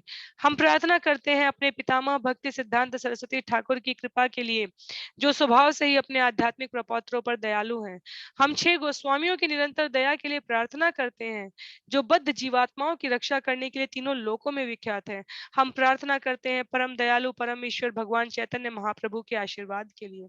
हम प्रार्थना करते हैं वृंदावन की महारानी राधा रानी से, जो हमारी नौसिखिया भक्ति की संरक्षिका है। हम स्वयं भगवान कृष्ण से प्रार्थना करते हैं, जिन तक हम पहुंच भी नहीं सकते। बिना शिल प्रभुपाद के मार्गदर्शन के हम कृष्ण कृपा मूर्ति के पतित सेवक अपने सभी गुरुओं से प्रार्थना करते हैं, कृपा करके शिल प्रभुपाद को और समय दीजिए।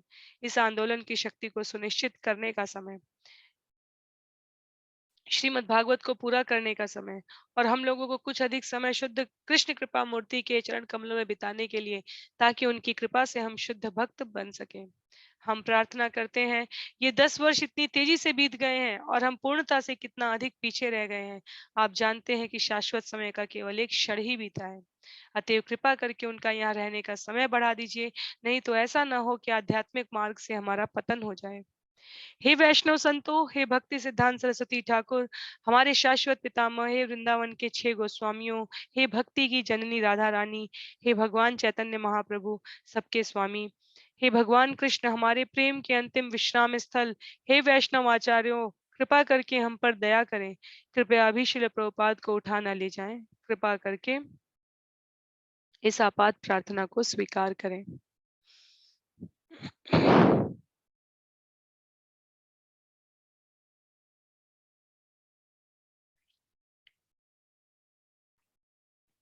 प्रभुपाद बोले, मुझे न रहने में आपत्ति है न जाने में।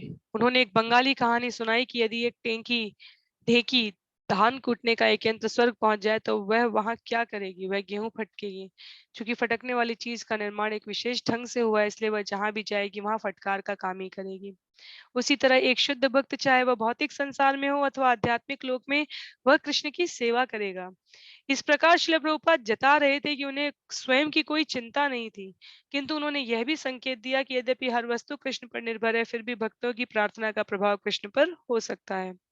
श्रील प्रभुपाद के शिष्यों ने अपने आप को विनम्रता पूर्वक कनिष्ठ भक्त समझते हुए इस कथन को प्रभुपाद की संरक्षिका कृपा का लक्षण समझा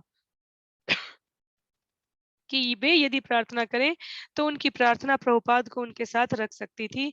और यद्यपि वे कृष्ण के शाश्वत उच्च पार्षद थे, वे चाहते थे कि अपने इन लघु शिष्यों के साथ रहें। उन्होंने कहा था, मेरे गुरु महाराज को इस बात से विरक्ति हो गई थी, किंतु मैं तुम लोगों के साथ रहना चाहता हूँ। एक सन्यासी भक्त ने एक प्रार्थना सुनाई जो उसने लिखी थी। उसमें उसने परमात्मा से विनती की थी कि प्रभुपाद 100 वर्ष तक जीवित रहें।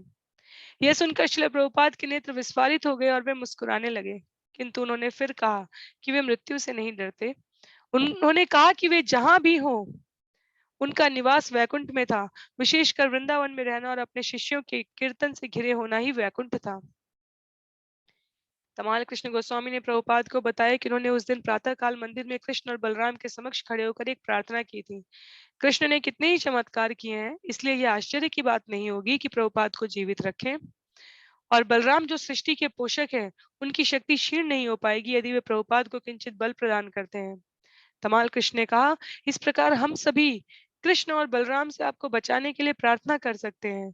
हम बहुत महत्वपूर्ण लोग नहीं हैं, किंतु वे हमारी प्रार्थना सुन सकते हैं।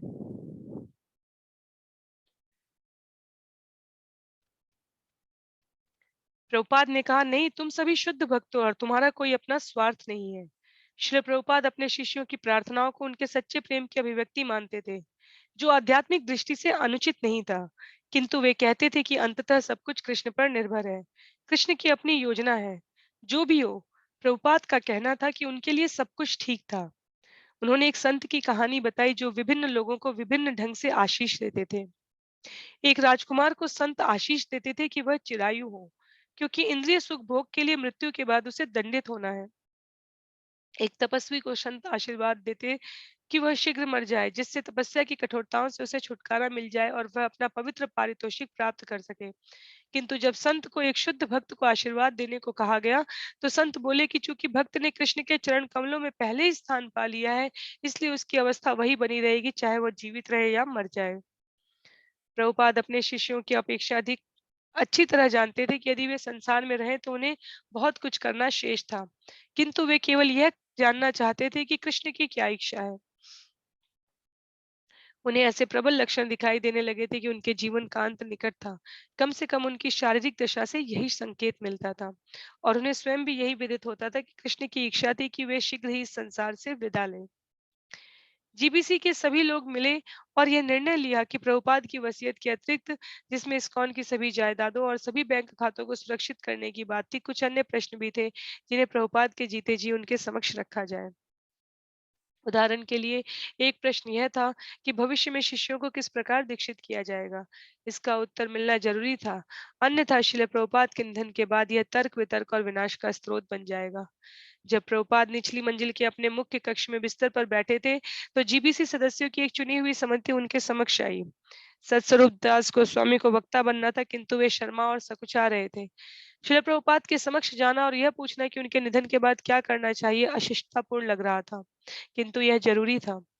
स्वयं प्रभुपाद ने जीबीसी सदस्यों से अनुरोध किया था कि वे वृंदावन आए और ठीक इसी तरह के धंधे का बाहर संभालें। इसके अतिरिक्त प्रभुपाद के समक्ष किसी शिष्य का अपने आप को मूर्ख और अटपटा अनुभव करना स्वाभाविक था, और श्रील प्रभुपाद के शिष्यों का उनके आंदोलन को जारी रखने का मिशन इतना गंभीर था कि उसका महत्व उस समय उनके द्वारा अनुभव किए जाने वाले अटपटेपन से निश्चय ही कहीं अधिक था। फिर भी श्रील प्रभुपाद थे, और यद्यपि प्रत्यक्षतः वे असमर्थ हो रहे थे, किंतु वे अब भी उतना ही संभ्रम उत्पन्न करते थे जितना कभी पहले करते थे। यदि वे कहीं प्रश्न से अप्रसन्न हो गए तो यह बड़ी भयावह बात होगी। सत्स्वरूप ने कहा, शिल प्रभुपाद, जीबीसी के शेष लोगों ने हमें आपके पास कुछ प्रश्न पूछने के लिए भेजा है। ये लोग जीबीसी के आधारभूत सदस्य हैं, जैसा कि आपने इसे बनाया था।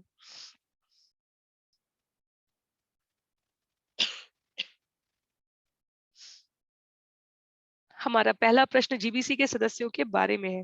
हम जानना चाहते हैं कि उन्हें अपने पदों पर कब तक बने रहना चाहिए। शिल प्रभुपाद मंद तौर से गंभीर स्वर में बोले, उन्हें आजीवन रहना चाहिए। चुने हुए लोग ही निर्वाचित होते हैं, अतः उन्हें बदला नहीं जा सकता। प्रत्युत यदि कुछ योग्य व्यक्ति मिल जाए तो उन्हें जोड़ लेना चाहिए। इस अवसर का उपयोग करते हुए प्रभुपाद ने संस्तुति की कि वासुदेव को फिजी के प्रतिनिधि के रूप में जीबीसी का सदस्य बना देना चाहिए। प्रभुपाद ने कहा, उन्हें जोड़ दो, किंतु जीबीसी को बदलना नहीं है। सत्स्वरूप ने पूछा, यदि जीबीसी का कोई सदस्य अपना पद त्याग दे तो क्या करना चाहिए? प्रभुपाद ने कहा, जीबीसी को एक अन्य व्यक्ति चुन लेना चाहिए। सत्स्वरूप आगे बढ़े, हमारा अगला प्रश्न भविष्य में दीक्षा देने से संबंधित है, विशेषकर उस समय जब आप हमारे साथ नहीं होंगे। हम जानना चाहते हैं कि प्रथम और द्वितीय दीक्षा संस्कार किस प्रकार संपन्न कराया जाना चाहिए। प्रभुपाद ने कहा, ठीक है, मैं आप में से कुछ लोगों की संस्तुति करूंगा। यह निश्चित हो जाने पर मैं आप में से कुछ की संस्तुति अस्थायी आचार्य के रूप में कार्य करने के लिए करूंगा।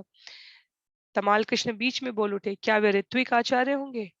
प्रभुपाद ने कहा, हाँ, ऋत्विक। सत्स्वरूप ने पूछा, तब उस व्यक्ति का क्या संबंध होगा जो दीक्षा देता है? प्रभुपाद ने कहा, वह गुरु है।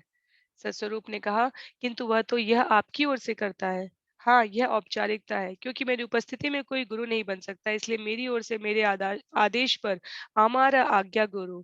वह वास्तव में गुरु है, किंतु मेरे आदेश। सत्स्वरूप ने ऐसे व्यक्तियों का निर्देश करते हुए जो प्रभुपाद की ओर से ऋत्विक आचार्य द्वारा दीक्षित किए जाते हैं, कहा, तो वे आपके भी शिष्य माने जा सकते हैं। श्री प्रभुपाद ने कहा, वे उनके शिष्य हैं। अब वे अपने निधन के बाद की दीक्षा के बारे में बात कर रहे थे। वे उनके शिष्य हैं जो उन्हें दीक्षित करता है, और वे मेरे शिष्य के शिष्य हैं। मैं आपको गुरु बनने का आदेश देता हूँ तो आप विधिवत गुरु बन जाते हैं, इतनी सी बात है, और वे मेरे शिष्य के शिष्य हो जाते हैं। वहां उपस्थित जीबीसी सदस्य संतुष्ट थे कि उनके उलझे हुए प्रश्नों का श्रील प्रभुपाद द्वारा दिया गया उत्तर स्पष्ट और निर्णयात्मक था। बाद में वे उनमें से कुछ को चुनेंगे और जिसे वे चुनेंगे वही दीक्षा गुरु होगा। जिस बात का उन्होंने भक्ति वेदांत तात्पर्य में कई बार वर्णन किया था, वह कार्यान्वित की जा रही थी। उनके शिष्य गुरु बनेंगे और वे अपने निजी शिष्य बनाएंगे।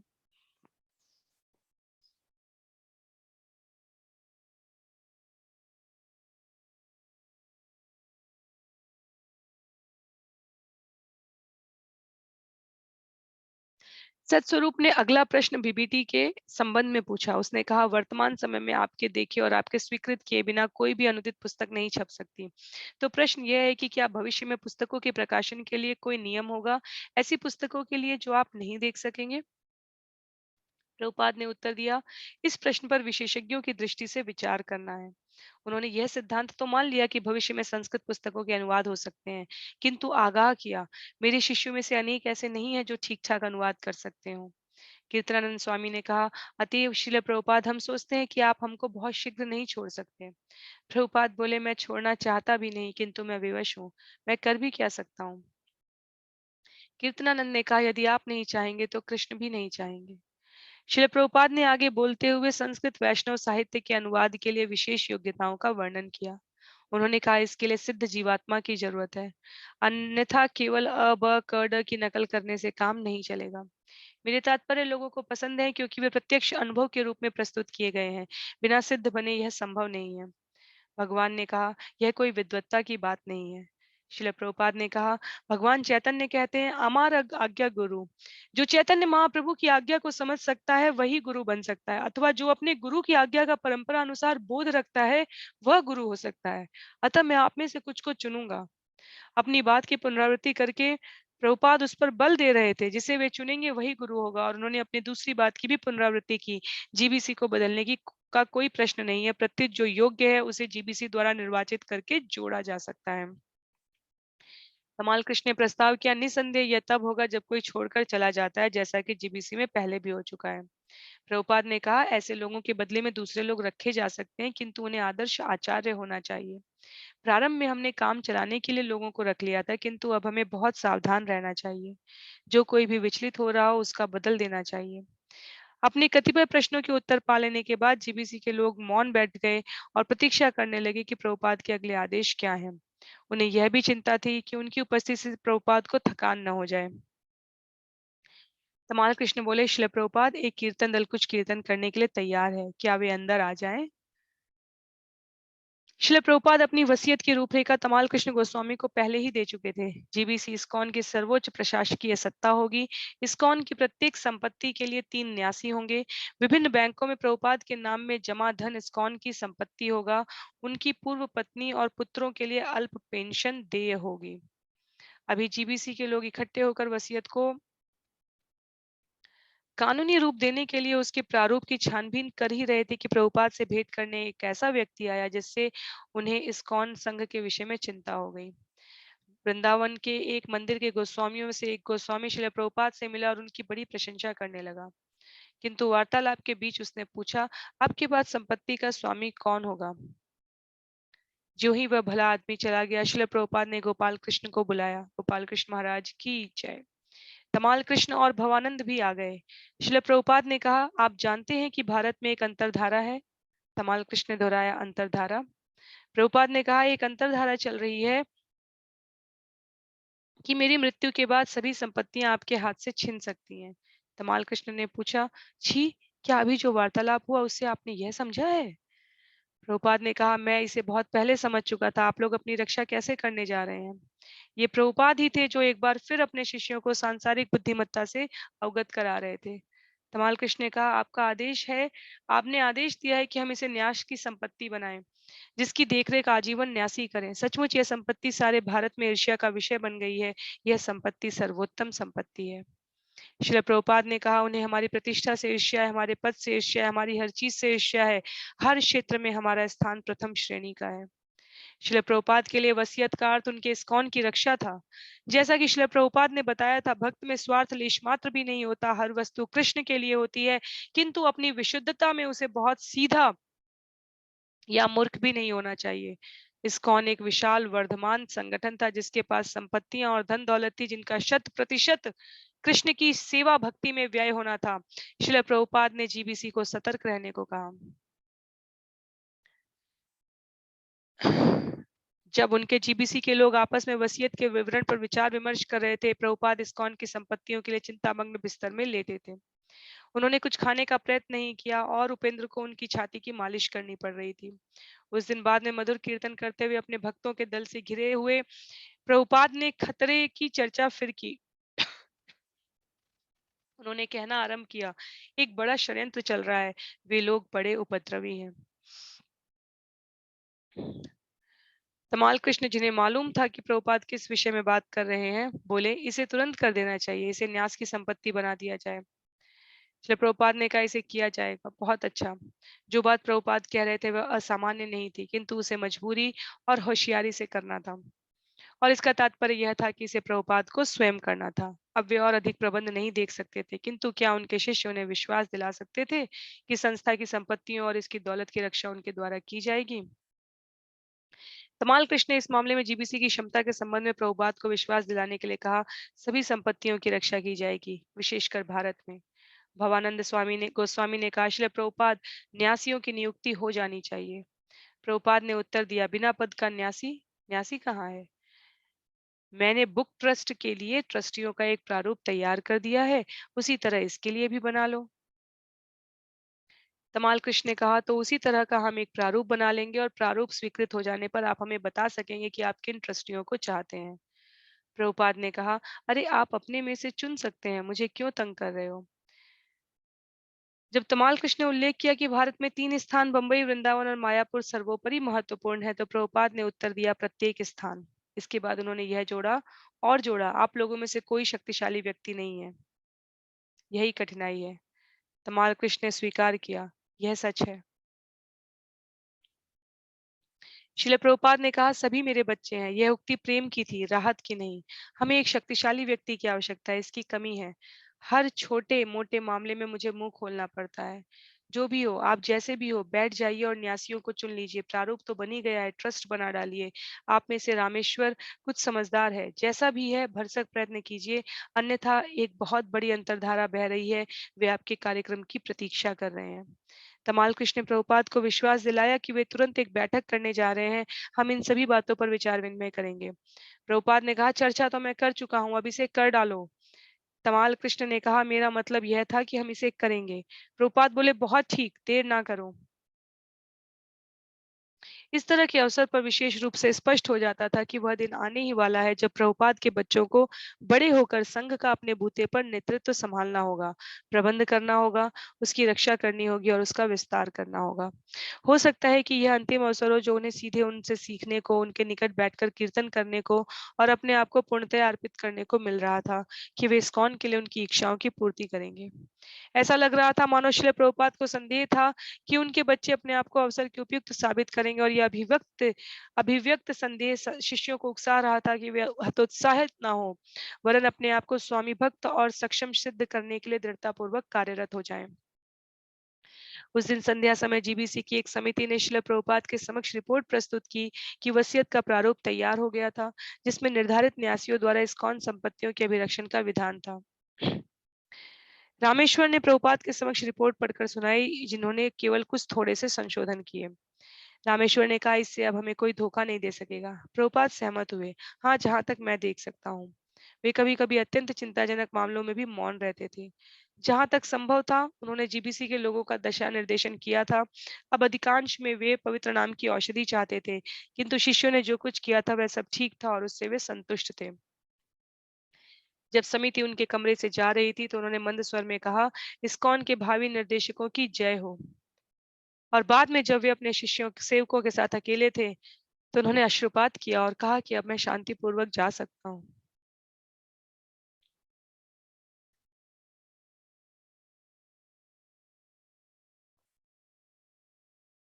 कुछ दिन बाद वसीयत की घोषणा एक वकील की उपस्थिति में अंतिम रूप में स्थापित सत्यापित की गई। मसौदा इस तरह आरंभ होता था, जीबीसी संपूर्ण इस्कॉन की सर्वोच्च प्रबंधक अधिकारी होगी। आगे उसमें उन सभी बिंदुओं का समावेश था जिनका संबंध इस्कॉन की संपत्ति और प्रबंधन से था। जीबीसी के 23 सदस्यों में से अधिकांश वृंदावन में अब भी उपस्थित थे, किंतु उनका तात्कालिक कार्य पूरा हो चुका था। श्रील प्रभुपाद के स्वास्थ्य में कुछ सुधार दिखाई देता था। इसे भक्त और प्रभुपाद निरंतर कीर्तन का आशीर्वाद मानते थे। प्रभुपाद ने कुछ तली हुई चीजें भी खाई और पचा ली। उन्होंने प्रातःकालीन अनुवाद कार्य भी फिर से आरंभ करने की बात की। जीबीसी के सदस्यों को अपने अपने कार्य क्षेत्रों में अत्यावश्यक निर्देशन और प्रशासनिक कार्य करने थे। इसके अतिरिक्त प्रभुपाद के कक्ष में बारी बारी से 2 बार 3-3 घंटे का कीर्तन करने के अलावा वृंदावन में उनके पास अन्य कोई कार्य नहीं था। मौसम भी असह्य रूप में गर्म था। तापमान 120 अंश तक चढ़ जाता था। जब उनमें से कुछ ने अपने कार्य क्षेत्र में लौट जाने की योजनाएं व्यक्त की तो प्रभुपाद ने अनुमति दे दी। वे 1 सप्ताह तक एक साथ रह लिए थे और अब वे एक एक करके अलग होने लगे। अगले 1 सप्ताह में अधिकांश वृंदावन से जा चुके थे। शिल प्रभुपाद और उनके साथ के थोड़े से लोग रह गए और कृष्ण बलराम मंदिर के भक्तों द्वारा अखंड कीर्तन चलता रहा। जून के आते ही वृंदावन का मौसम अत्यंत गर्म हो उठा। अभी तक जो आकाश स्वच्छ नीला था, पहली वर्षा के आते ही वह धुंधला पड़ने लगा। दोपहर से लेकर शाम के 4 बजे के बीच भूमि इतनी तप जाती कि खुले पैर चलना कठिन हो जाता था। वृंदावन के लोग घरों में बंद हो जाते और अपना काम वे या तो सवेरे या तीसरे पहर और शाम को करते। यहाँ तक कि दोपहर का खाना भी बंद हो गया था क्योंकि गर्मी से भूख मर जाती थी। यमुना यमुना छिछली और गर्म हो गई थी, उससे रंच मात्र का आराम भी नहीं मिलता था। गायें घास और चारे के अभाव में दुर्बल हो गई थी और गर्म वायु के कारण यदा कदा आंधियां और बगुले उठते थे। मक्खियाँ और मच्छर हवा में मर जाते थे। ग्रीष्म की इन्हीं गिनी सुखद विशेषताओं में एक थी प्रभुपाद के बगीचे की चारों ओर दीवारों पर चढ़ी बेल के उन फूलों की सुगंध, जो सूखे गर्म मौसम में भी न जाने कैसे पनप रहे थे। जून के प्रारंभिक दिनों में शिला प्रभुपाद को लगा कि उनके स्वास्थ्य में सुधार की कुछ आशा है। उन्होंने प्रातःकालीन भ्रमण के लिए कार में जाना आरंभ कर दिया और जब उन्हें ऊपर से नीचे तक लाया जा रहा था तो वे बोले, शीघ्र ही मैं स्वयं नीचे उतरने और चलने लगूंगा। उनके इलाहाबाद के पुराने मित्र डॉक्टर घोष आए और उनके रोग का निदान करके बताया कि वह भक्तों और कृष्ण भावनामृत आंदोलन के लिए उनकी चिंता के कारण थे। शिला प्रभुपाद सहमत हुए। किंतु वे डॉक्टर के आदेशों का पालन नहीं करते थे, क्योंकि उनमें उनके रक्तचाप का प्रतिदिन लिया जाना, अनेक प्रकार की औषधियों का खाना और कुछ विशेष उपचार सम्मिलित थे। अपने सेवक से मालिश कराने में उन्हें लगता कि कुछ सुधार हो रहा है। उन्होंने कहा कि इस गति से वे 1.5 मास में भले चंगे हो जाएंगे। किंतु उन्होंने बल देकर कहा, मैं वृंदावन नहीं छोड़ रहा हूँ जब तक मैं अच्छा न हो जाऊं।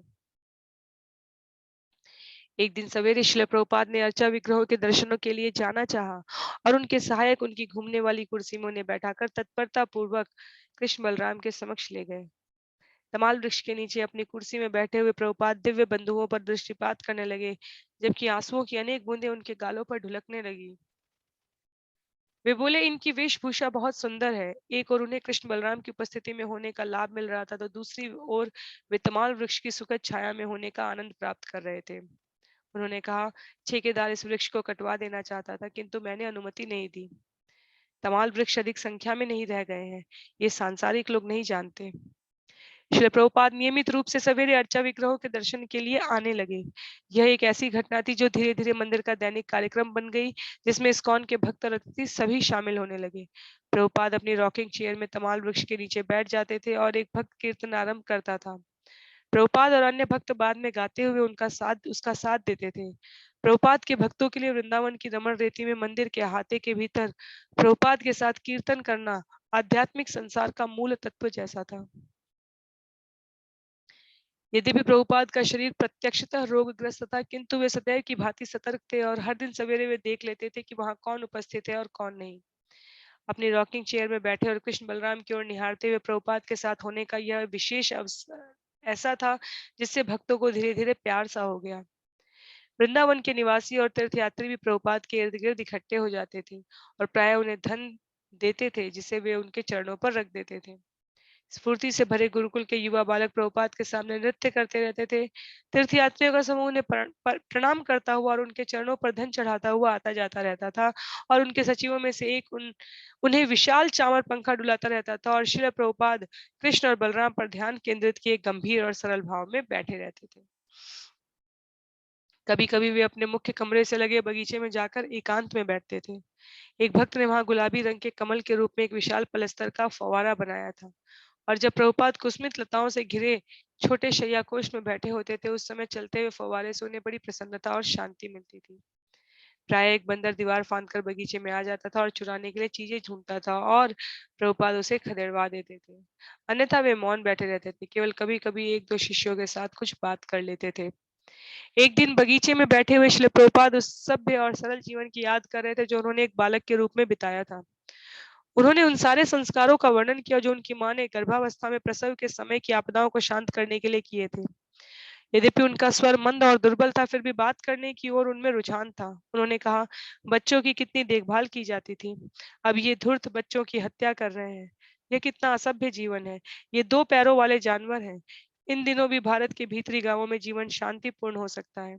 शांतिपूर्वक रहने और हरे कृष्ण कीर्तन करने के लिए उनके पास काफी अन्न और काफी दूध होता है, और ये धूर्त वहां नसबंदी के लिए जा रहे हैं।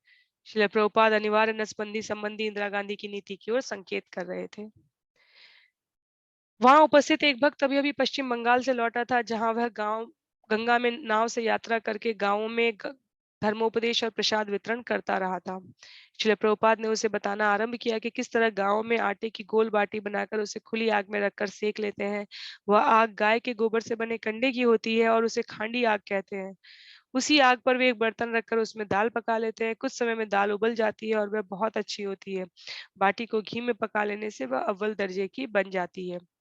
फव्वारा धीरे धीरे चल रहा था। कबूतर और हरे तोते चहचहा और फड़फड़ा रहे थे, और प्रभुपाद मुक्त रूप में बात करते जा रहे थे। उन्हें अपनी जन्म कुंडली याद आई।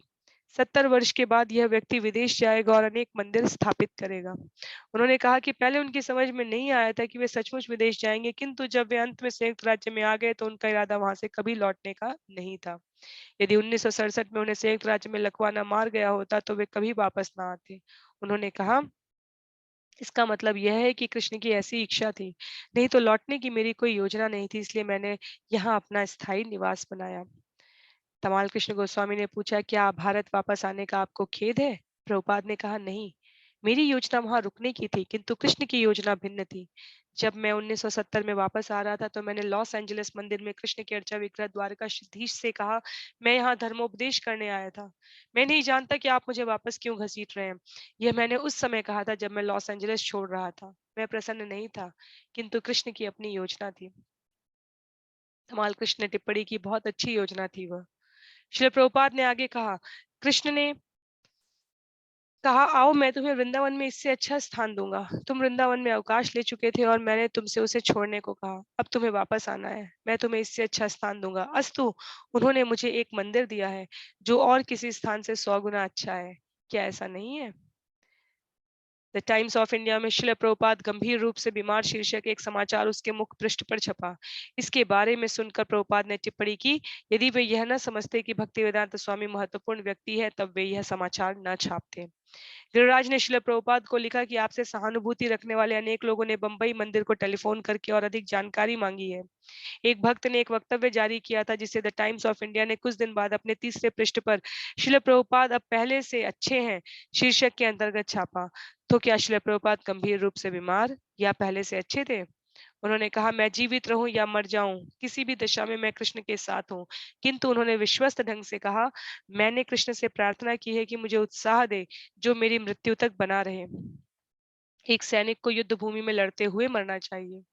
शिल प्रभुपाद के अनुरोध पर तमाल कृष्ण सभी पत्रों के उत्तर दे रहे थे और सचिव रूप में स्वयं हस्ताक्षर करते थे। जैसा कि उन्होंने एक पत्र में लिखा, वर्तमान परिस्थिति में मेरे लिए यह संभव नहीं है कि मैं पत्रों को पढ़कर शिल प्रभुपाद को सुनाऊं। मैं उन्हें केवल अच्छे समाचारों से अवगत करा देता हूं। अतः मैंने उन्हें आप द्वारा टाउन हॉल में की गई सफल बैठक के और साथ ही आपके अन्य धर्मोपदेश संबंधी कार्यों के बारे में बता दिया है। ये पत्र लगभग उतने ही महत्वपूर्ण होते थे जितने स्वयं शिल प्रभुपाद के, क्योंकि उनमें प्रायः प्रभुपाद के सीधे उद्धरण होते थे। एक दिन संध्या समय शिल प्रभुपाद ने सभी उपस्थित सन्यासियों को बुलाया। उन्होंने कहा कि वे थके हुए अनुभव कर रहे थे, किंतु एक पिता की तरह अपनी संतानों के साथ होने से उन्हें प्रसन्नता थी। वे बोले, आप सभी को इसी तरह मेरे पास होना चाहिए, उससे मैं अच्छा अनुभव करता हूँ। एक दिन जब तमाल कृष्ण शिल प्रभुपाद के साथ बैठे थे तो उन्होंने कृष्ण की बाल लीलाओं का वर्णन आरंभ कर दिया, जो शिल प्रभुपाद की प्रसाद की मेज की दाहिनी ओर दीवार से लटकी पेंटिंग में चित्रित था। पेंटिंग में दिखाया गया था कि कृष्ण अपने गोप सखाओं के साथ दोपहर का भोजन कर रहे थे। शिल प्रभुपाद ने पेंटिंग को देखा, तब अपनी आंखें बंद कर ली और लीला के बारे में सोचते हुए कहा, यह जीवन की सर्वोच्च पूर्णता है। मैं इस निष्कर्ष पर पहुंचा हूं कि बिना कृष्ण के जो कुछ भी किया जाता है वह समय का अपव्यय है। वे इसके बारे में क्या सोचेंगे? प्रभुपाद की चित्तवृत्तियां दिव्य संवेगों और रुचियों के मध्य बदलती रहती थी और अनेक रूप धारण करती थी। कुछ भक्तों से जो उनकी सेवा में उपस्थित थे उन्होंने कहा, मैं सोच रहा हूँ कि मैं एक बेकार आदमी हूँ जो तुम लोगों से इतनी अधिक सेवा करवा रहा है। प्रतिदान का मेरे पास कोई साधन नहीं है। मैं हर अर्थ में कंगाल हूँ, वित्तीय और आध्यात्मिक दोनों तरह से। तमाल कृष्ण ने प्रतिवाद किया, शिल प्रभुपाद, हमारी एकमात्र इच्छा आपकी सेवा करना है। प्रभुपाद ने उत्तर दिया, मैं जानता हूँ और यही कारण है कि मैं जीवित हूँ। सारे विश्व में सभी काम तुम लोगों की एक निष्ठा सेवा से चल रहे हैं। किंतु किसी किसी अवसर पर प्रभुपाद अब भी गलती करने वाले किसी शिष्य को डांट देते थे। जब प्रभुपाद को वस्त्र पहनाते समय उपेंद्र ने उन्हें एक ऐसी लुंगी दी जो बहुत छोटी थी, तो प्रभुपाद ने उसे मूर्ख और पाजी कहकर डांटा। और एक बार जब तमाल कृष्ण जुकाम के कारण प्रभुपाद की सेवा में नहीं पहुंच सके तो प्रभुपाद ने उनकी आलोचना की। उन्होंने कहा, मैंने कार्य के किसी क्षेत्र में अपने कर्तव्य की कभी उपेक्षा नहीं की, व्यवसाय में भी। डॉक्टर बोस मुझे बहुत प्यार करते थे। वे मुझे हस्ताक्षर के लिए 40,000 रुपए के भी चेक दे देते थे। मैंने अपने कर्तव्य के प्रति कभी आलस्य या उपेक्षा नहीं दिखाई। मैं अपना कर्तव्य ईमानदारी से निभाता और उसे सब तरह से अच्छा करने की कोशिश करता।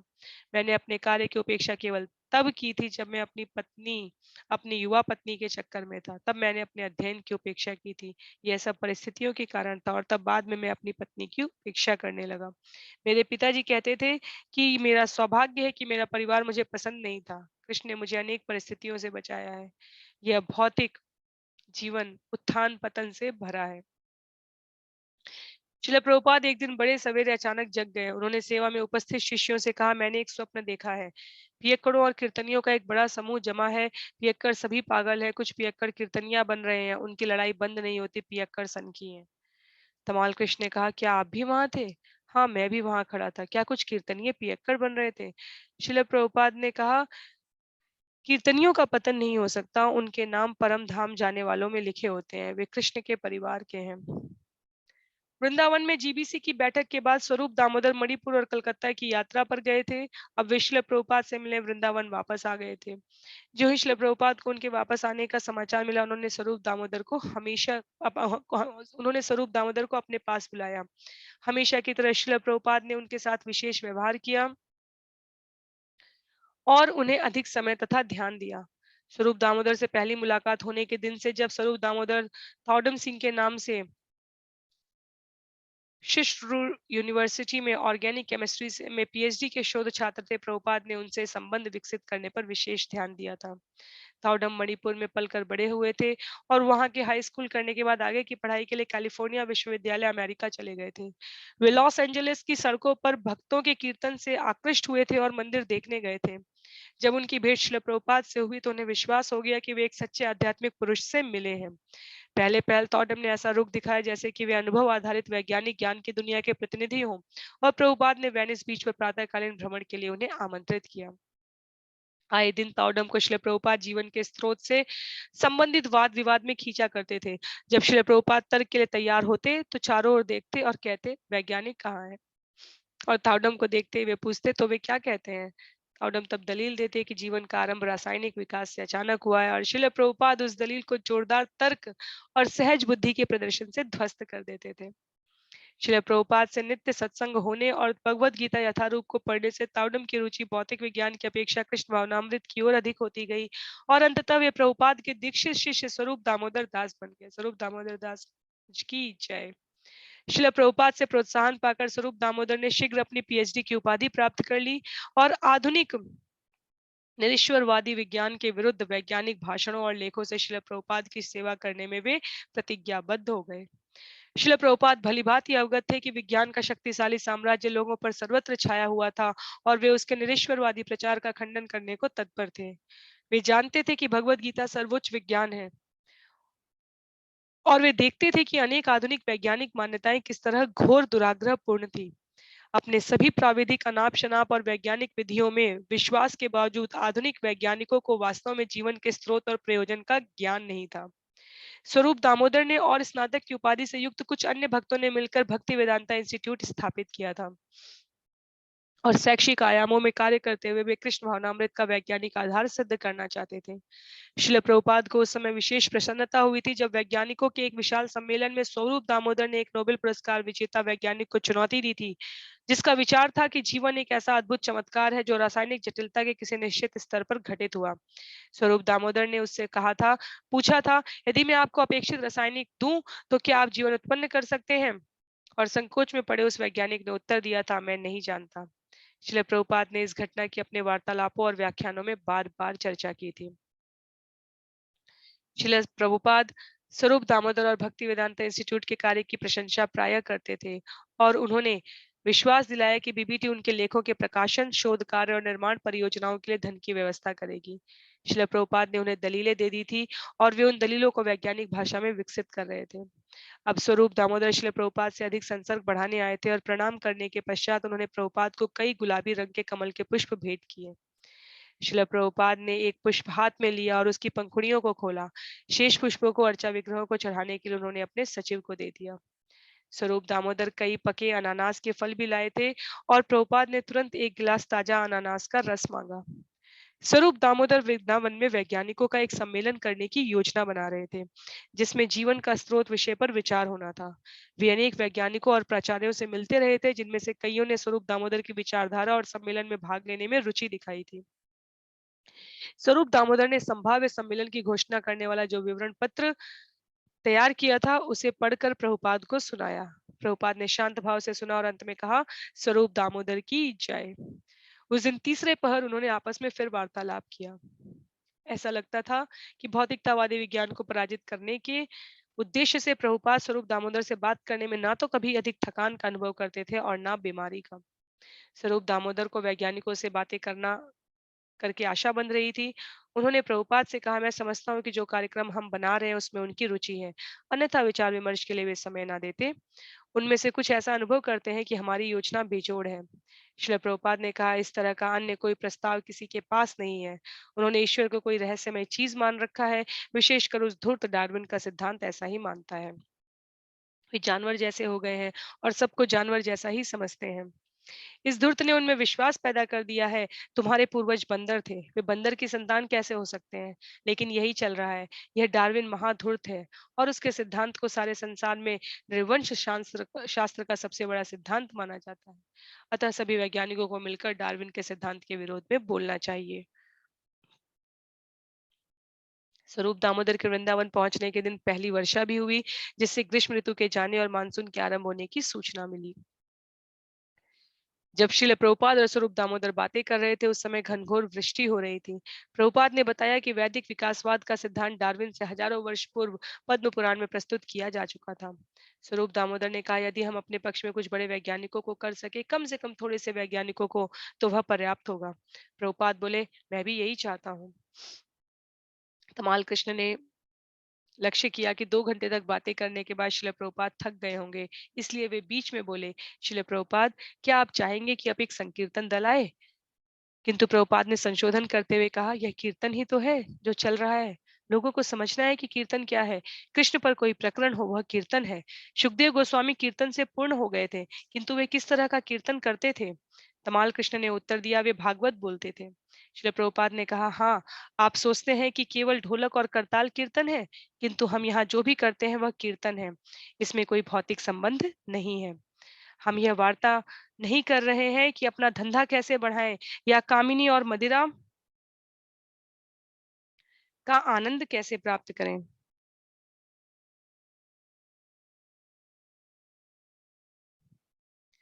यह हमारा उद्देश्य नहीं है। क उत्तम श्लोक गुणानुवादात। हम कृष्ण को स्थापित करने का प्रयत्न कर रहे हैं, यही कीर्तन है। श्रवणम कीर्तनम विष्णु, क्या आप यह जानते हैं? प्रभुपाद की इस टिप्पणी को संकेत मानकर स्वरूप दामोदर बात में लगे रहे और प्रस्तावित जीवन का स्रोत सम्मेलन में रुचि दिखाने वाले जिन वैज्ञानिक से वे मिले थे, उनके बारे में बताते गए। उन्होंने कहा, मैं सम्मेलन के शीर्षक के बारे में सोच रहा हूँ कि उसे वृंदावन में भक्ति वेदांत विज्ञान सम्मेलन कहा जाए। श्रील प्रभुपाद ने कहा, नहीं, वे इसे अन्यथा लेंगे, यह सोचकर कि भक्ति वेदांत कोई ज्ञानी नहीं है। वे इसे सस्ते ढंग से लेंगे, क्योंकि भक्ति वेदांत स्वामी कोई वैज्ञानिक नहीं है। एक भक्त ने कहा कि भक्ति वेदांत का अर्थ वास्तव में सर्वोच्च विज्ञान है और श्रील प्रभुपाद उससे सहमत हुए। किंतु उन्होंने कहा कि भक्ति का अर्थ समझना सामान्य व्यक्ति के लिए बहुत कठिन है।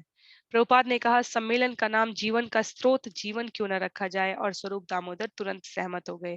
प्रभुपाद बोले, कुछ असामान्य करो। अन्य योगियों की तरह हम कोई जादूगर नहीं है। हमारे पास धन है, बुद्धि है, और मैं तुम लोगों को प्रेरणा दे सकता हूँ।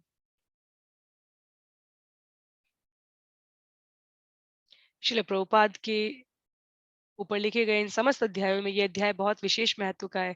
यह अध्याय हमें इस बात से अवगत कराता है कि किस प्रकार भौतिक रूप में, भौतिक शरीर से जीर्ण शीर्ण हो चुके श्रील प्रभुपाद की आत्मा अभी भी बिल्कुल युवा, सतर्क और कृष्ण भावनामृत में रत थी।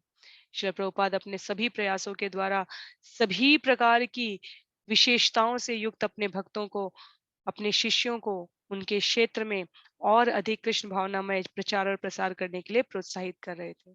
तो प्रकरण 52 का ये जो विशेष अम, आत्मीय संबंधों और चर्चाओं से भरा हुआ प्रसंग इस सत्र में चल रहा है, उसके आगे के श्रवण के लिए हम अगले सत्र में इसी प्रकार प्रयास करेंगे। शिल प्रभुपाद की जय, शिल गुरुदेव की जय, अनंत कोटि वैष्णव वृंद की जय। हरे कृष्णा।